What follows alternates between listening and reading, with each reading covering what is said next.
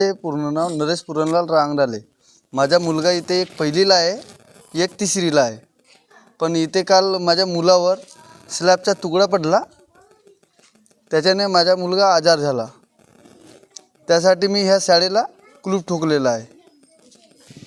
जोपर्यंत दुरुस्ती होणार नाही तोपर्यंत आमचे मुलं ह्या इथे त्रिपालचा तंबू लावण्याचा प्रयत्न केलेला आहे मी, न तिथे शिकवायचा हे ठरविले. आता काल जी दुर्घटना झाली, आम्हाला माहीत झालं की अशी घटना घडली. त्या आज आम्ही गट विकास अधिकारी, गट शिक्षण अधिकारी, विस्तार अधिकारी आम्ही आलो. इमारत बघितली.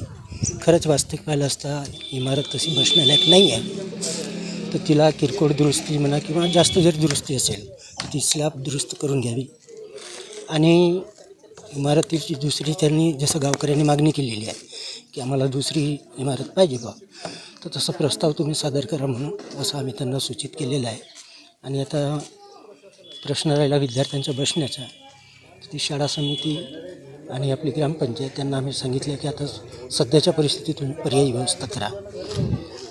आता इमारत म्हटली की एवढ्या लवकर तर होणार नाही, पण प्रस्ताव गेल्यानंतर आपण त्याचा पाठपुरावा करू. काल जी साईटोल्यामध्ये शाळेची जी इमारत पडल्याने जो मुलगा जखमी झाला होता, ही अत्यंत निंदनीय गोष्ट आहे. आणि याबद्दल आम्ही शिक्षण विभाग जिल्हा परिषद गोंदियाला माहितीसुद्धा दिली. आणि आज पंचायत समितीच्या मासिक मिटिंगमध्ये जेवढे आपल्या जिल्हा परिषद शाळा आहेत यांचे सगळ्या डिसमेंटलचे प्रस्ताव शिक्षण विभागामार्फत जिल्हा परिषदला पाठवणार आहोत. आणि अशा ह्या गोष्टीची पुनरावृत्ती होऊ नये याच्याकरता पंचायत समिती पूर्णपणे खात्री घेणार आहे.